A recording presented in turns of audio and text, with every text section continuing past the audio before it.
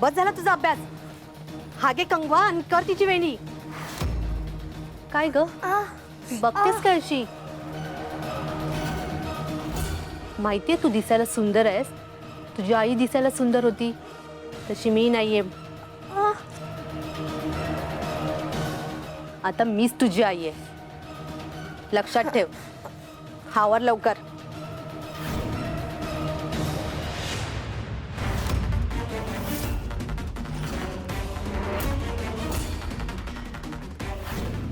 आणि त्या दिवशी तर तिचं आणखीन घाणेरडं रूप आमच्या सगळ्यांच्या समोर आलं. हे चला चला बस झालं तुमची खेळणी. चला आतमध्ये. चल रे चला आतमध्ये.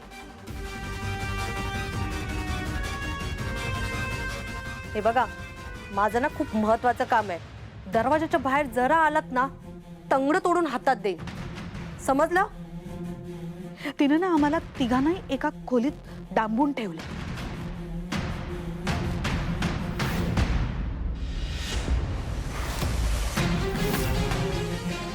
थोड्या वेळाने आम्हाला बाहेरून ना एका पुरुषाचा आवाज येऊ लागला आणि त्या दोघांच्या हसण्याचा खिदळण्याचा आवाज सुद्धा येत होता. मी तुला कधीपासून सांगते मला एक हार आणून दे. तू आणूनच देत नाहीस. याच्यापेक्षा मोठा आणून देतो ना मी.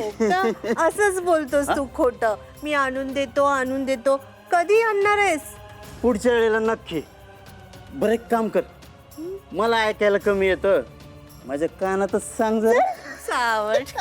माझे बहीण भाऊ लहान होते ना, त्यांना काहीच कळत नव्हतं. पण मला त्या सगळ्याचा अर्थ चांगलाच कळत होता. माझा ना संताप होत होता आणि बाबांसाठी वाईट सुद्धा वाटत होतं. या बाईने ना माझ्या आईच्या फोटोसमोर गृहप्रवेश केला होता आणि आता ती त्याच फोटोसमोर दुसऱ्या पुरुषाच्या जवळ. बऱ्याच वेळानं तिने दार उघडलं आणि माझ्याकडे आली. मला धमकी दिली तिने आणि मला म्हणाली, आज जे तू पाहिलंयस किंवा ऐकलंयस ते जर का तू तुझ्या बापाला सांगितलंस ना तर लक्षात ठेव, या दोन्ही भावंडांचा जीव घेईन मी, सोडणार नाही. समजलं? मग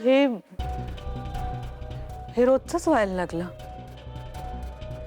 बाबा कामावर गेले, त्यांची पाठ फिरली की घराचे दरवाजे बंद व्हायचे आणि आमचा बाहेरच्या जगाशी जणू संपर्कच तुटून जायचा. ते अडगळीचं सामान नसतं ना तशी वागवायची ती मला आणि माझ्या भावंडांना. खोलीमध्ये डांबून ठेवायची आम्हाला तिघांना. आमचं तिघांचं बालपण त्या बंद असलेल्या खोलीत जणू गुदमरून गेलं. आम्ही आत असायचो ना तेव्हा आम्हाला बाहेरचे आवाज यायचे. एक माणूस यायचा आमच्या घरात. त्या दोघांचे हसण्याचे खिदळण्याचे आवाज यायचे. तो कधी दिसला नाही आम्हाला माणूस. पण एक दिवस ना मी शाळेतून घरी येत होते तेव्हा, कसं माहित नाही, पण त्या दिवशी ना दाराला लॉकच नव्हतं. मी दार उघडलं, बघते तर काय, ते दोघंही ना बेडरूम मधून बाहेर येत होते. तो माणूस इतका भित्रा होता की त्यांनी मला पाहताच पळ काढला. तू अशी कशी चोरट्यासारखी आत आली? थांब, तू अशी नाही ऐकणार. पण ती बाई, तिने सगळा राग माझ्यावर काढला. माझ्या आईने किंवा माझ्या वडिलांनी आमच्यावर कधीच हात उगारला नव्हता, कधीच नाही. पण त्या दिवशी ना त्या बाईने सगळ्याची कसर भरून काढली. माझ्या अंगावर वळ उठेपर्यंत तिने मला मारलं.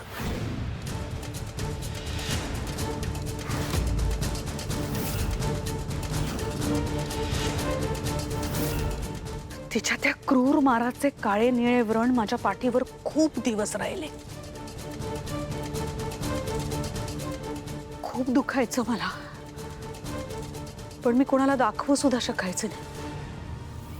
कधी कधी बाबा प्रेमानं जवळ यायचे, पाठीवरून हात फिरवायचे आणि कळ जायची पाठीत. पण मी रडू शकायचे नाही. मुठी आवळून घ्यायचे, रडणं थांबवायचे आणि सगळं गपचूप सहन करायचे. अजूनही आठवत आहेत मला ते दिवस.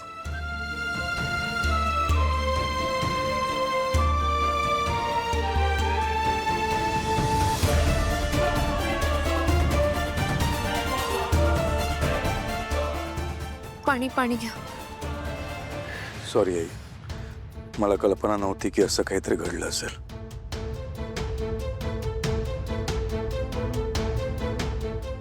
काय सांगणार? तू एवढंच ऐकून अस्वस्थ झालास? पुढे आणखीन खूप काही आहे. ही तर सुरुवात आहे, सुरुवात आहे. ताकद ऐकायची. सांगू पुढे काय झालं ते? ऐका ना, तुम्ही पुढे काहीच नका सांगू. तुम्ही प्लीज स्वतःला त्रास नका करून घ्या. त्रास तर होतोय, पण आता ऐकायचं.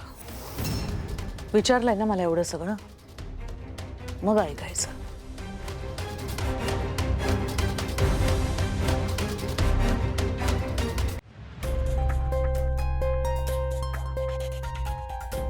तिच्या या सगळ्या गोष्टी माझ्या बाबांपासून किती दिवस लपून राहिल्या असत्या मला सांग.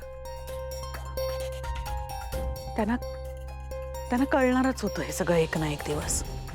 कारण तो माणूस घरी आला नाही त्यानंतर, पण ही बाहेर जायला लागली ना रोज, आणि ते काय माझ्या बाबांपासून लपून राहिलं नाही.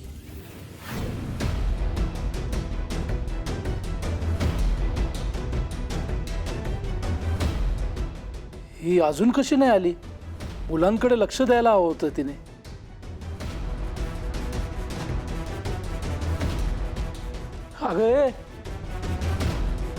अगं कुठे गेली होतीस? मुलं एकटी होती घरी. ते मी मावशीकडे गेली होती, म्हणूनच यायला उशीर झाला. अच्छा, बरं, ठीक आहे.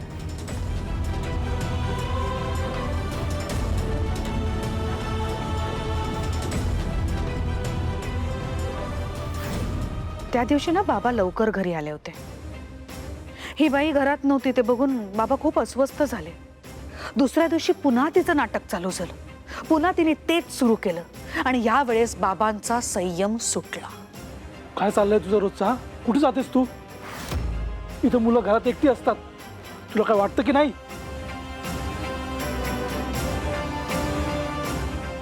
तुला तर